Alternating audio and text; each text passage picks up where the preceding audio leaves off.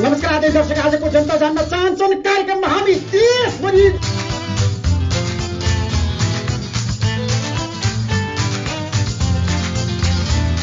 Chance पायो कि नेपालीले You're listening to Yo Nepali Life.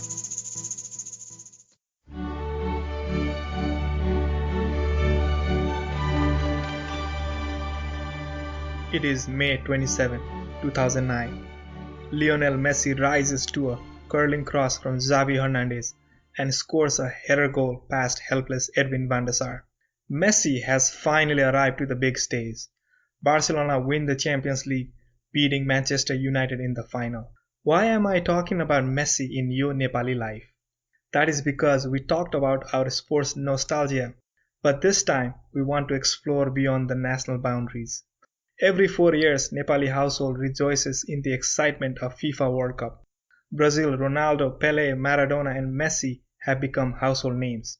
In this context, I was able to contact the most credible voice on South American football, journalist Tim Vickery.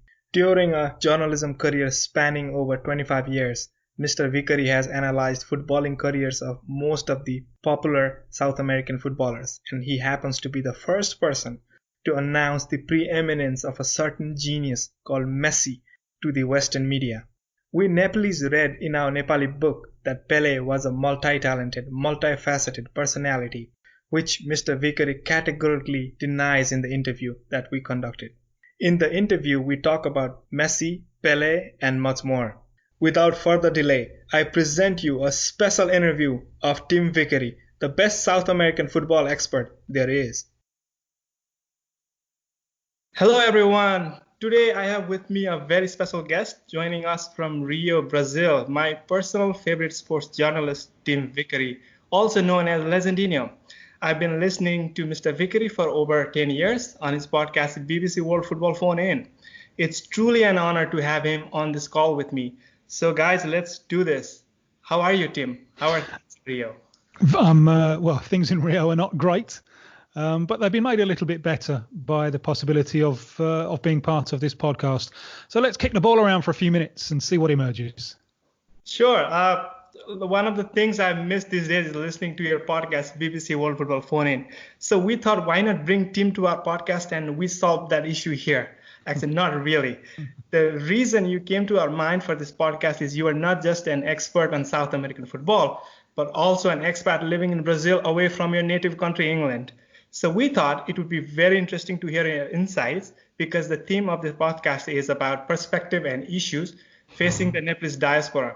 So hence, our first question to you is, as an expat who seems fairly well assimilated in your adopted country, have you felt that there are aspects of Brazilian identity that you can never associate with or you struggle to adapt to? Oh, without a doubt. There are.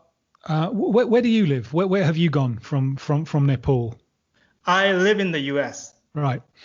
So again, that's very different cultures. My relationship with Brazil has always been one of love-hate. I think there are usually 3 stages that any of us go through when we move to a different country. Certainly when we move to a different country of choice. Right. And stage number 1 is enchantment.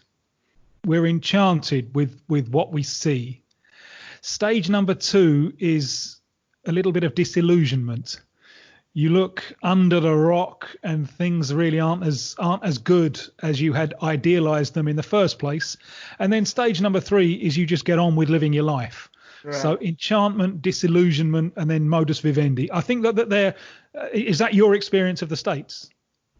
I came to this country because for mainly for educational opportunities, because we had a civil war sometime around and a lot of infrastructures were broken and stuff like that. So the possibility for a brighter future was limited it seemed at a certain time. So a lot of the young folks like me moved to different parts around the world. Well, I chose to move to Brazil. I had a life that I loved in London at the time, and it was hard to say goodbye to it. Right.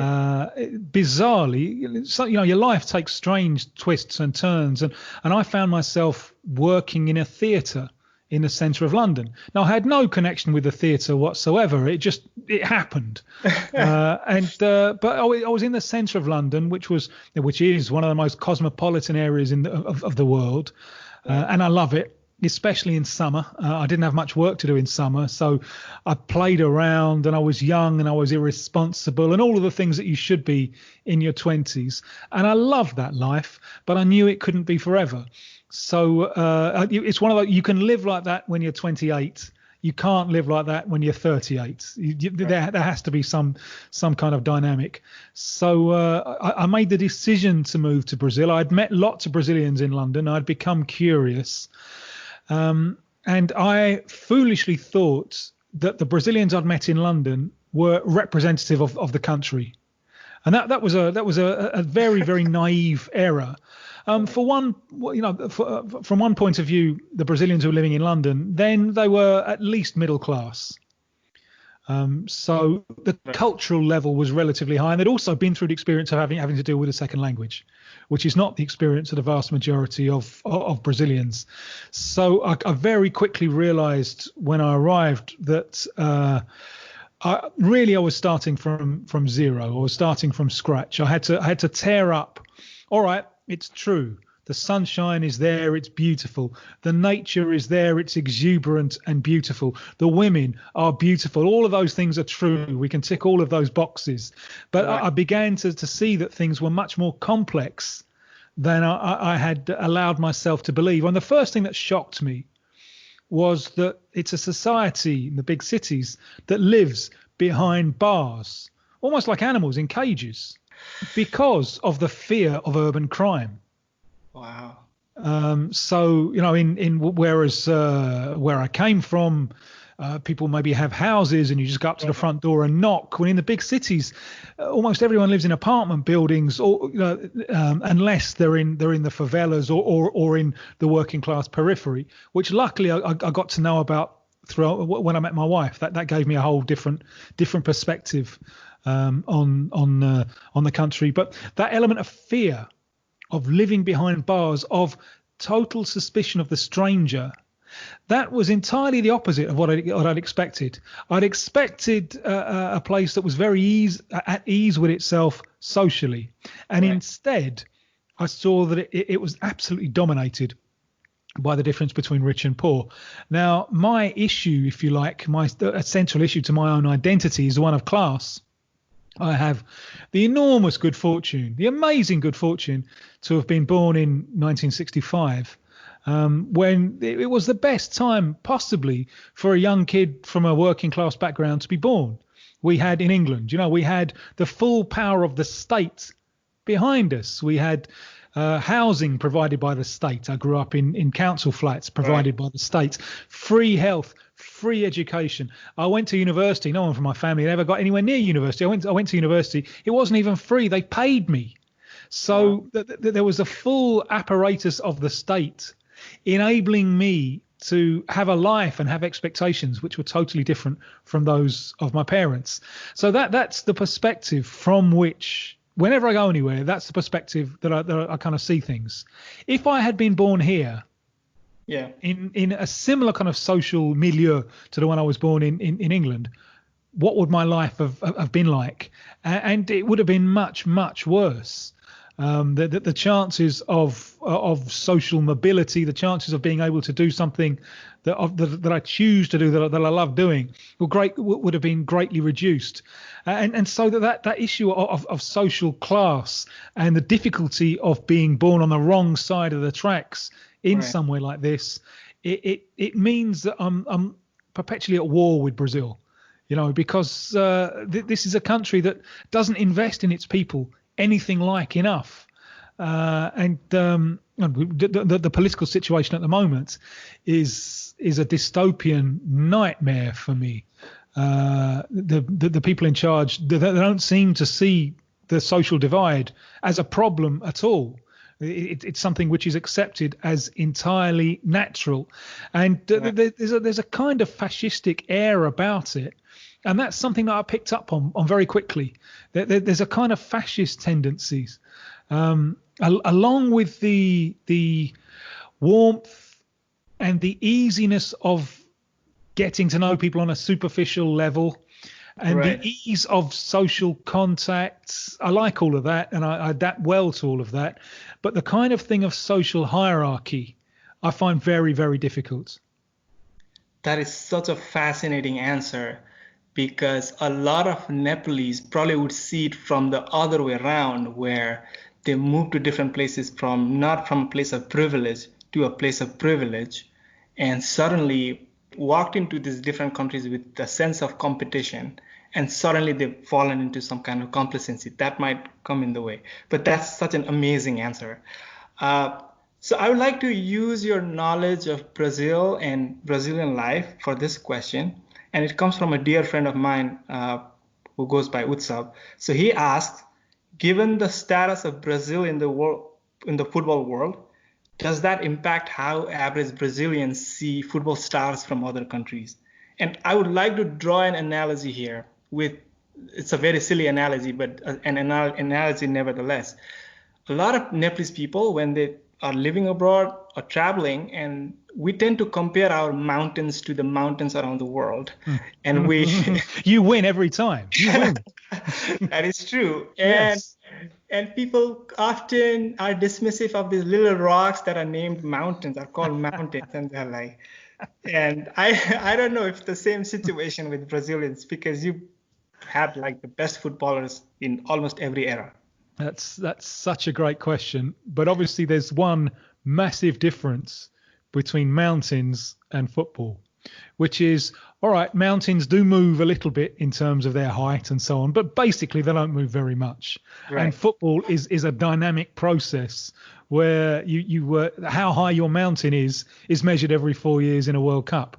So it's a brilliant analogy, because if we go back just a few years, then exactly that kind of mountain attitude was extremely present in the Brazilian psyche. When they won World Cups, and the golden age is really the three that they won in four, between 58 and 70.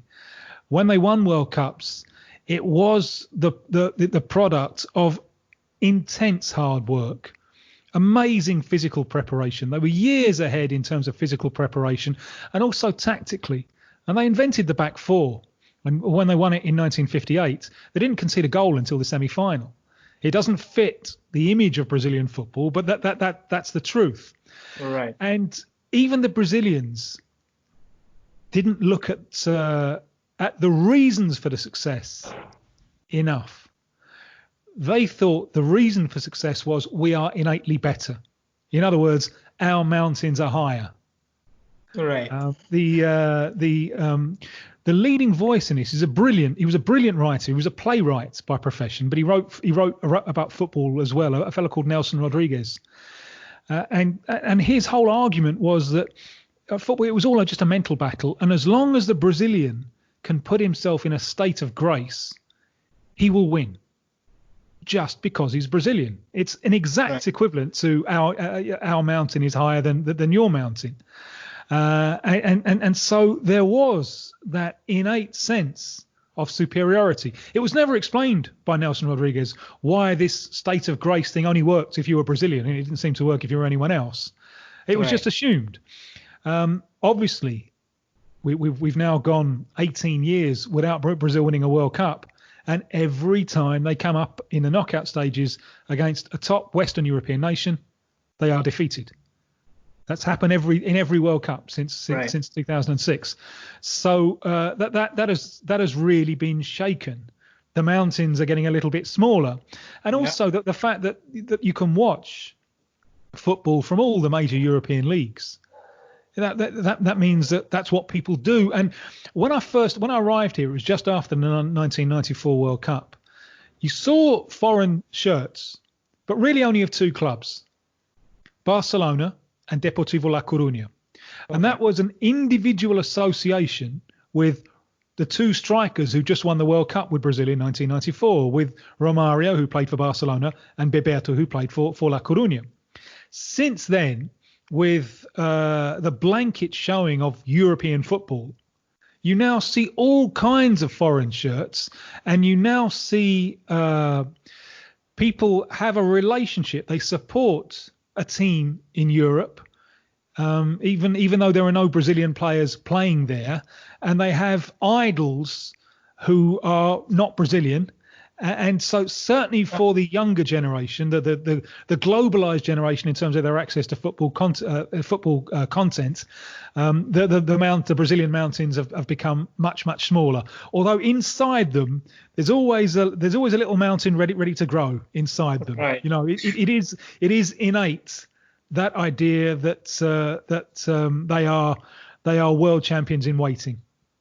Right. And in fact, Brazil talks about World Cups in a binary way. Either you win or you lose.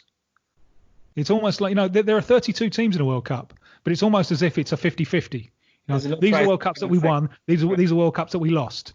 And anything apart from winning is a failure. So I'm going to be using that Nepalese mountain thing because I think it's perfect. Yeah, to add to that, in the early 2000s or even in late 90s, you could pretty much split Nepali football fans into two distinct groups: Brazil fans and Argentina fans. Mm-hmm. That's about it. But now, if you go and ask the kids now, there's a whole range of different, mainly European countries. People say, some say France, some say Spain, some say England, so on and so forth. Next, I would like to talk about. So in my memory, you were the first person to come to a radio show and talk about this little genius called Messi. Yeah. Back in 2006, I believe. 2005. It was the start of 2005. The South American Under-20 Championships in Colombia. I went up to that tournament. I see.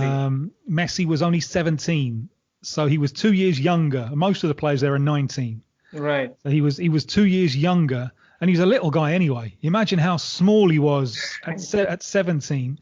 Right. And even Argentina didn't know much about him. At this point, he'd played one friendly for Barcelona.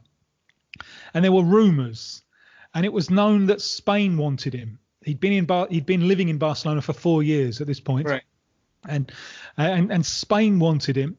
And Argentina thought, well, if Spain wants him, that means that there might be something special there. So we'll have a look. So they picked him without knowing much about him, just to have a look at him. And he wasn't the number 10, for example. I can't remember if it was 17 or 18 or something like that. So there weren't, at the point they selected him, there weren't any great expectations. But very soon, during the course of that tournament, it became aware that we were dealing with something very, very special. It's a hard tournament. There are 9 games played in 3 weeks. So physically, it really is a drain. And, you know, as I said, he's 2 years younger than everyone else. So he didn't start all of the games. He was on the bench for some of them, and he'd come on when the pace had dropped a little bit. But it was clear that we were dealing with an extraordinary range of talents. And firstly, the way that the ball is just part of him when he dribbled. He doesn't have to look at it. He can have his head up. He can survey the options around him. So he could do that with a change of rhythm and a change of pace. So he would suddenly kick away from a challenge and get himself into space. And once he'd done that, and some people have that ability as a natural dribbler, but that's all they do. But once he'd done that, you could see that he was looking around and picking his options, and with remarkable maturity.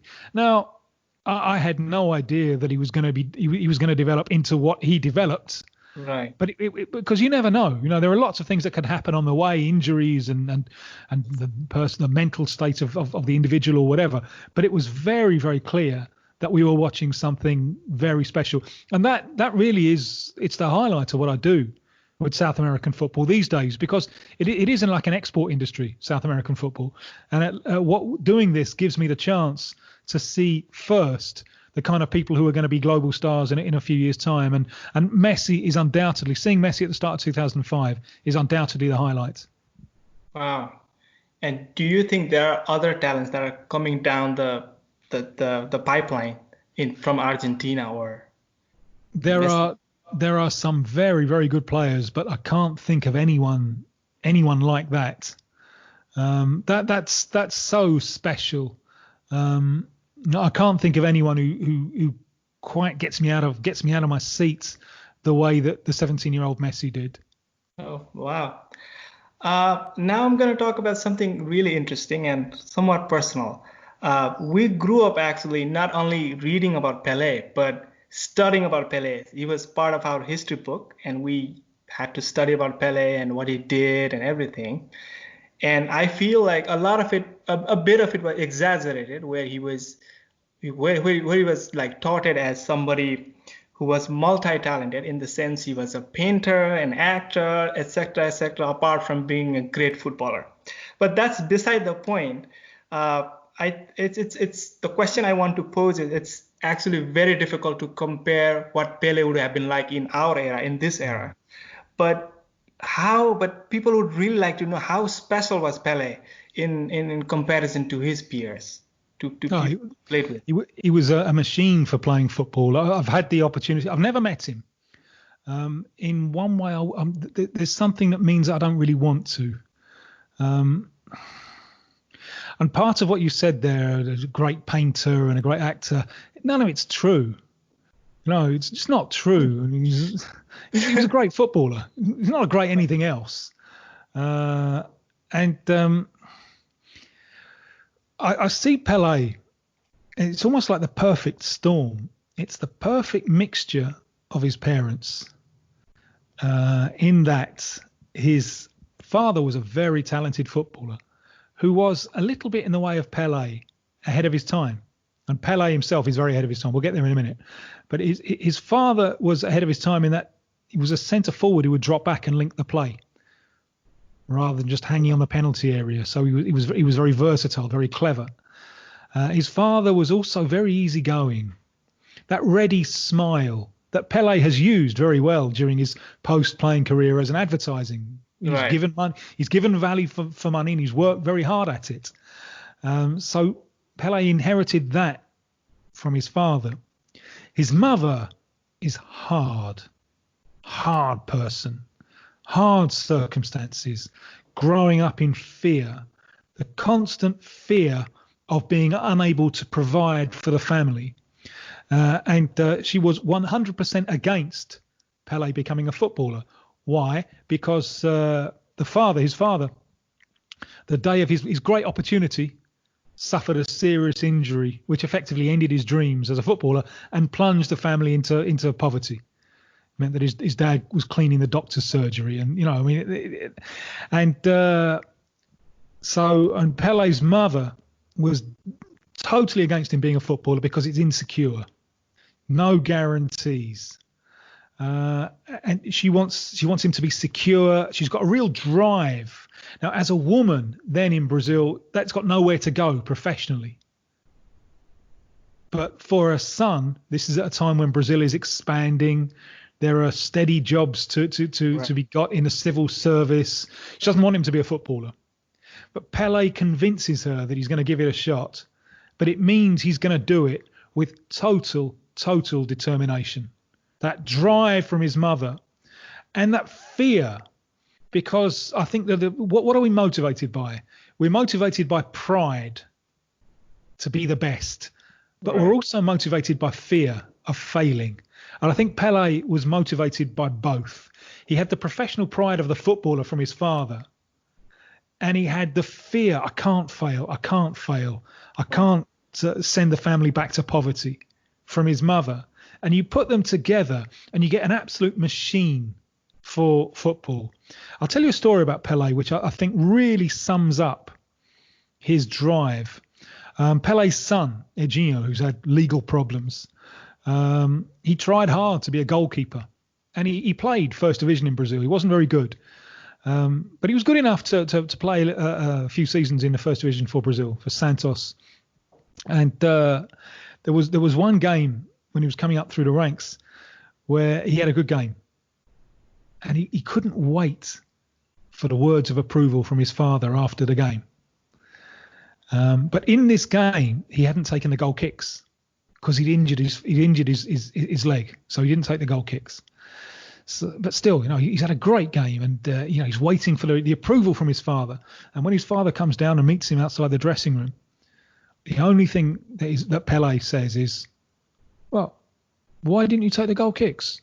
And Legendinho says, "Well, my foot is injured." And Pele, well, can't you kick with your left foot? And that's the drive of Pele.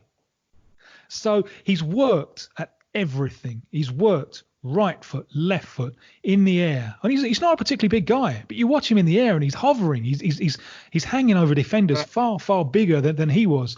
In that sense, he's years ahead of his time, because his approach to physical preparation, the way that players physically prepare now, because they know if they do that, they can earn a lot of money for a long period of time.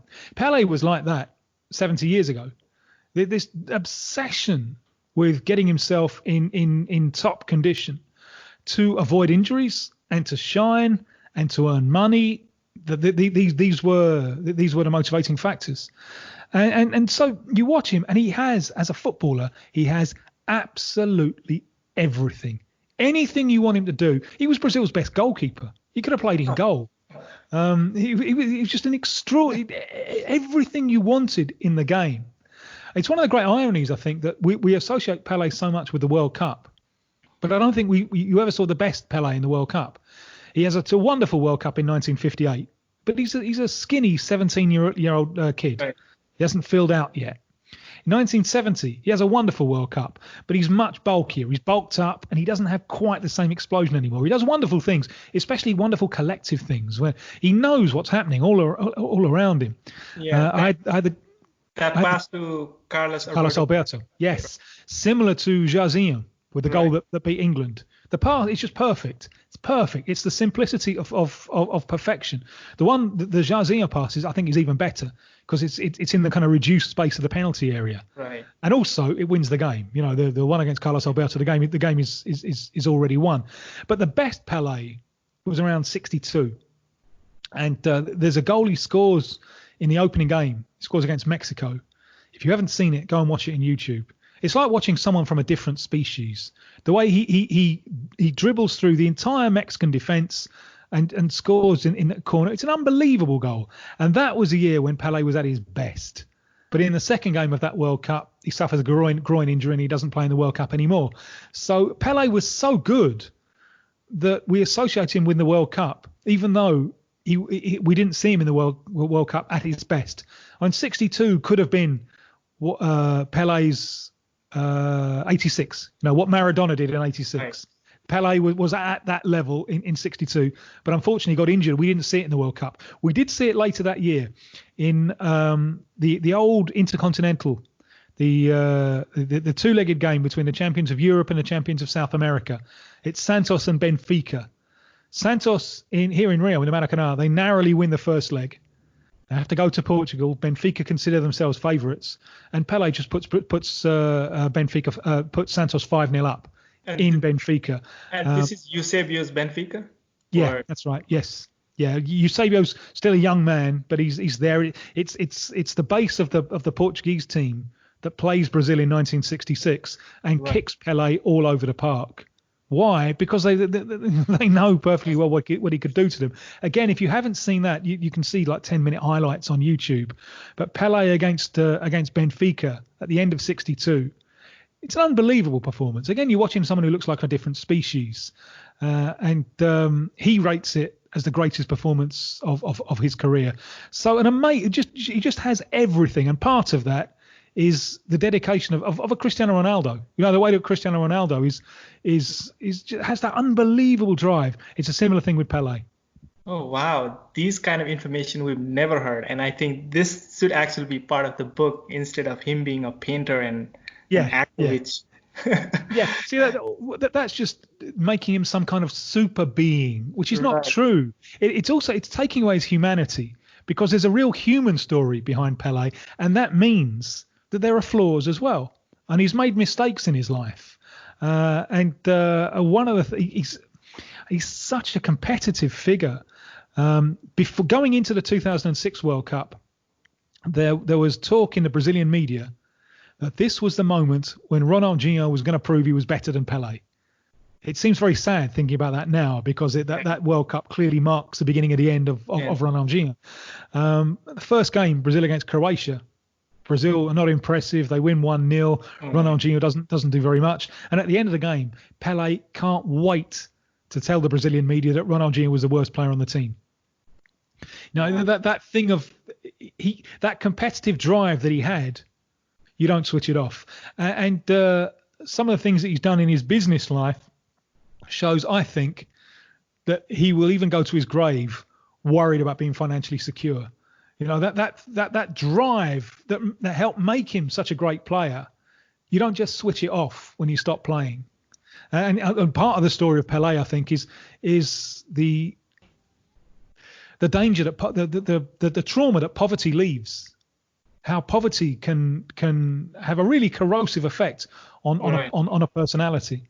So if you put Pele in that context, it makes it so much more of a better story and a more human story than this Superman who's a painter and an actor and a singer and so on.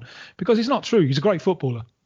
Yeah, and there was a rumor in Nepal, and this goes back to '94, when Roberto Baggio is about to take that decisive penalty that eventually became decisive, and Pele rises from his seat right before Baggio takes the penalty, and my brother was convinced that Pele had to do something with that. He made the ball rise above the bar, and hence Brazil won. So that was Pele, all Pele magic in that's been spread around in Nepal, which is crazy. Well, yeah. So that's a fairy story, isn't it? That's yeah. Yes. So almost come to the end of the interview. I would like to ask you a final question, and I could go on and on. This has been such a lovely conversation. I would like to talk about this documentary, this Michael Jordan documentary that's been around, and people, people have been talking about it, and they've gotten to know more about Michael Jordan. So if you were to pick a legendary player whose story you think needs to be told in more detail, so people are reminded of his prowess, who would it be? It would be someone who I fear a lot of people would never have heard of. It would be a Uruguayan called Isabelino Gradin, and I will tell you why. Let me guess. Is he the first black player who fielded in a South American back in 1918 South American game? Okay, please continue. That's very close. Yeah, the first South American Championship was 1916, and Uruguay, which was a very enlightened country, it was the first country in the Western world to have something approaching what we would call a welfare state. So a football which had come in, it was introduced by the British, by the elite, and the story of football in South America is of it going down the social scale. Right. And because Uruguay was so enlightened, that process happened quicker in Uruguay than in the other countries. On the idea of Brazil in 1916 selecting a poor black person, it's unthinkable. Remember, the game is still amateur at this time. So Gradin, in 1916, Uruguay win the first Copa America. It's something that puts football on a direct route towards having its first World Cup in 1930, also staged and won by Uruguay. Their first opponents are Chile, and Chile launch a protest because they say that Uruguay have selected two African professionals. This is Gradin and another player who are black. So that shows you the social attitudes of the time. And Gradin is showing that this football is not an elite first world activity. It's open to everyone. It is, as we have discovered afterwards, it's the most democratic game. All shapes, all sizes, all backgrounds have a place in that. So Gradin is the top scorer in that competition when Uruguay win in 1916. Now, 3 years later, Brazil host the tournament.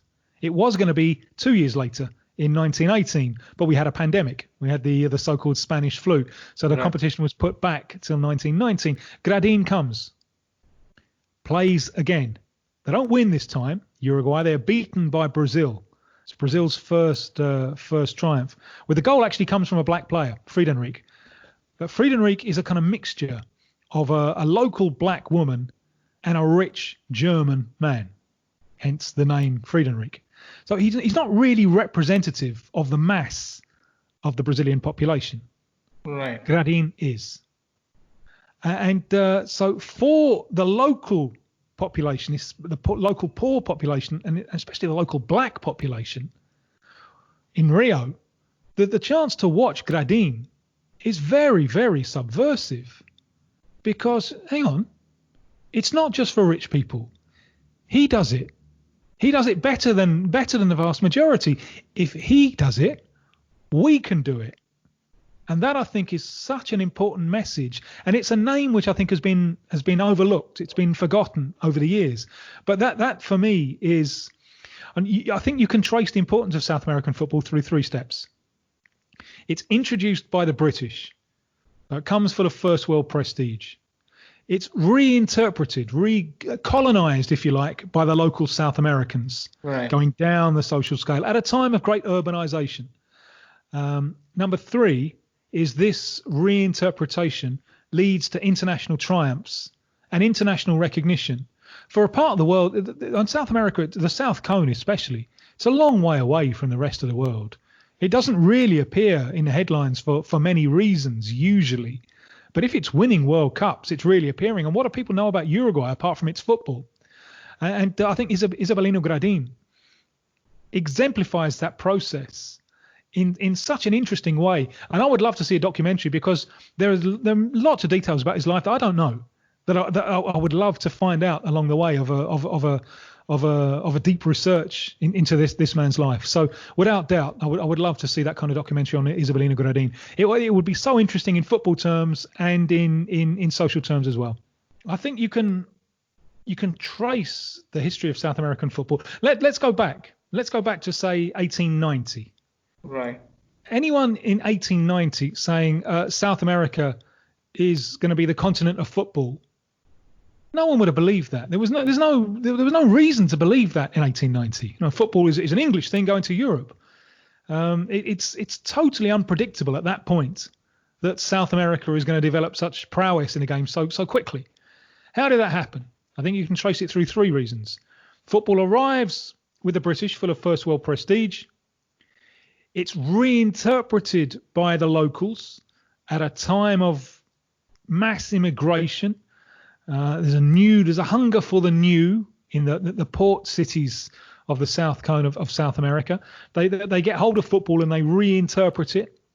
And thirdly, this reinterpretation leads to international triumphs and international recognition for a region of the world that doesn't really hit the news very much. South America, especially the South Cone, it's a long way away from the rest of the world. Right. What do you know about Uruguay apart from football? Very few people will know anything about the country, but football puts it on the map. So that process, I think, is very powerful, and it happens so quickly. And I'm saying in 1890, no one would have predicted South America's prowess. By 1930, it's organising and winning the first World Cup. And I think Gradin, more than anyone, is the pioneer of that process, and he exemplifies that process.